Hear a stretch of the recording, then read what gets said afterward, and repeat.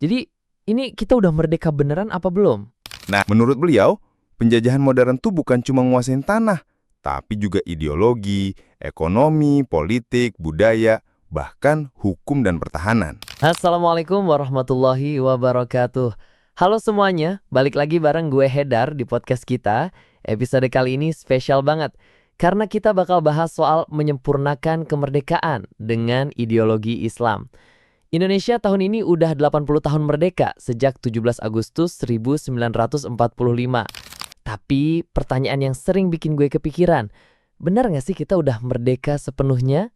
Nah, bareng gue ada teman gue, Zega. Gimana bro? Halo, Assalamualaikum. Apa kabar semuanya? Wah, ini tema berat tapi menarik sih, Dar.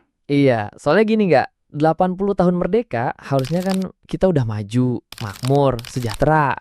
Tapi kenyataannya masih banyak masalah. Utang numpuk, SDA dikeruk asing, budaya juga makin nggak karuan. Jadi ini kita udah merdeka beneran apa belum? Nah, itu dia. Secara fisik, ya kita udah nggak dijajah Belanda atau Jepang. Tapi sebenarnya kita masih dijajah dalam bentuk lain. Penjajahan model baru nih maksudnya. Iya, jadi ada istilah al-istikmar. Bentar, tadi gue nyebutnya bener nggak ya? Agak belibet tadi. Iya, maksudnya istikmar. Itu bahasa Arab buat penjajahan. Dijelasin oleh Al-Alamah Asy-Syaikh Al-Imam Al-Qadi Taqiyuddin An-Nabhani, pendiri Hizbut Tahrir. Menurut beliau, penjajahan modern tuh bukan cuma nguasain tanah, tapi juga ideologi, ekonomi, politik, budaya, bahkan hukum dan pertahanan. Oh, jadi bukan pasukan datang bawa senjata, tapi lebih kayak dikontrol aturan mainnya ya? Tepat. Contoh gampang, ekonomi kita. Emas, minyak, gas, itu udah lama dikeruk perusahaan asing kayak Freeport, ExxonMobil, Newmont. Dan ironisnya, itu semua dilegalkan lewat undang-undang kita sendiri. Iya ya. Jadi kayak kita yang kasih karpet merah biar mereka ngambil. Nah itu, belum lagi hukum. Secara formal Belanda udah kita usir. Tapi banyak hukum warisan mereka masih dipakai. Bahkan undang-undang baru pun sering ada campur tangan asing. Oke, berarti kalau gue rangkum sebentar, merdeka fisik iya, tapi secara aturan main, ekonomi, hukum masih dijajah. Betul. Dan yang lebih bahaya, penjajahan ideologi. Nah ini gue penasaran, ideologi maksudnya gimana? Nah, sekarang yang dipakai di negeri ini adalah ideologi kapitalisme sekuler. Intinya, agama dipisahin dari kehidupan. Nah, akibatnya, hukum sekuler dipelihara. Ekonomi jerat utang ribuan triliun rupiah. SDA dikuasai asing. Budaya ya rusak. Seks bebas, LGBT, pornografi online, korupsi. Semua itu buah dari liberalisme yang masuk bareng kapitalisme. Oke. Jadi bukan cuma masalah teknis ya, tapi karena dasar ideologinya udah salah. Exactly. Dan anehnya, para elit malah tetap pelihara sistem itu. Oke, nah kalau dalam Islam sendiri, merdeka itu definisinya apa sih? Dalam Islam, kemerdekaan hakiki itu kalau manusia udah bebas dari penghambaan kepada sesama manusia, terus cuma menghamba kepada Allah Subhanahu wa Ta'ala. Wih, jadi bukan cuma bebas dari Belanda, tapi bebas dari hukum buatan manusia juga. Betul. Ada kisah menarik waktu Nabi SAW bacain surat At-Taubah ayat 31. Ayat itu bilang, orang Yahudi dan Nasrani menjadikan pendeta dan rahib mereka sebagai Tuhan selain Allah. Ada sahabat yang protes, kok gitu? Kita nggak nyembah mereka? Lalu Nabi jelasin, mereka mengharamkan yang Allah halalkan, kalian ikut. Mereka menghalalkan yang Allah haramkan, kalian juga ikut. Nah, itu bentuk penghambaan. Oh, jadi penghambaan bukan cuma sujud, tapi juga taat pada aturan selain aturan Allah. Ya, Nabi juga pernah tulis surat ke penduduk Najran. Aku menyeru kalian untuk menghambakan diri kepada Allah dan meninggalkan penghambaan kepada manusia. Jadi jelas, Islam bawa misi manusia bebas dari aturan buatan manusia menuju aturan Allah. Kalau gue simpulin dikit, kalau kita masih ikut kapitalisme sekuler, ya kita sebenarnya masih dijajah. Pas banget. Dan misi itu juga yang dibawa para sahabat.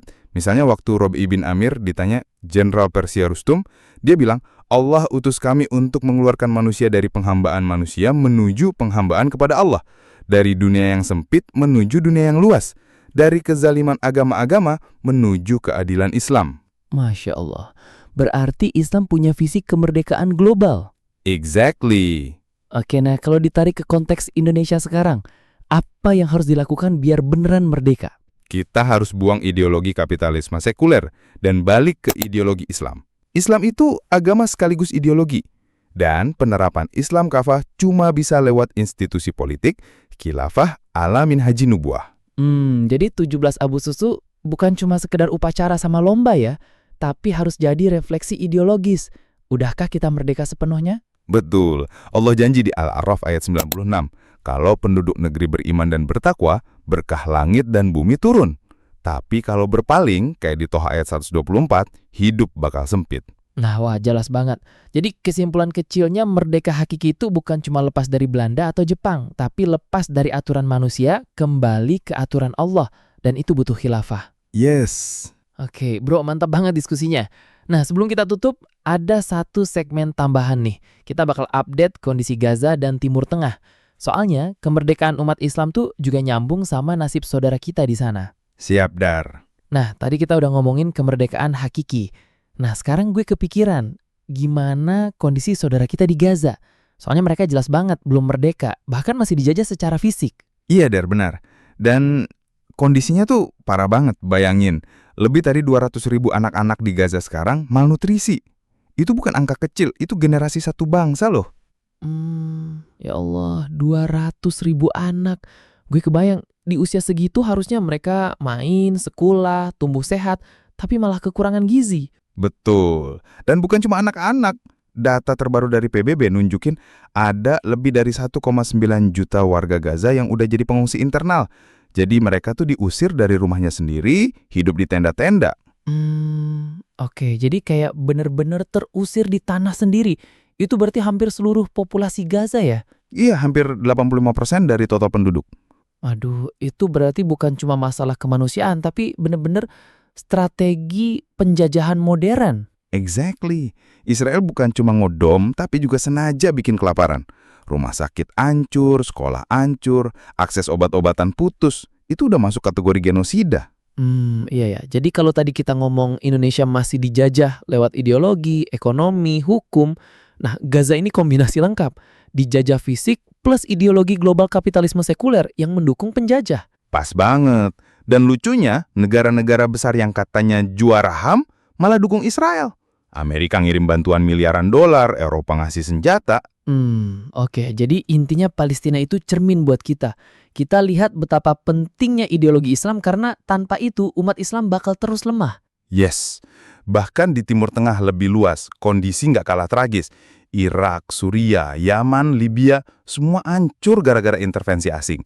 Jadi bukan cuma Gaza yang butuh merdeka, tapi seluruh negeri Muslim. Nah, kalau gitu kemerdekaan hakiki yang tadi kita bahas ternyata nyambung banget sama perjuangan global umat Islam ya, bukan cuma Indonesia. Betul, dan solusinya sama. Kita butuh kembali ke aturan Allah dengan institusi politik Islam, khilafah ala minhajun nubuwah. Jadi kalau ditarik kesimbang kecil, Gaza sekarang jadi saksi nyata kalau tanpa ideologi Islam, umat Islam bakal terus terjajah. Betul sekali. Oke bro, ini deep banget sih. Gue rasa cukup untuk episode kali ini.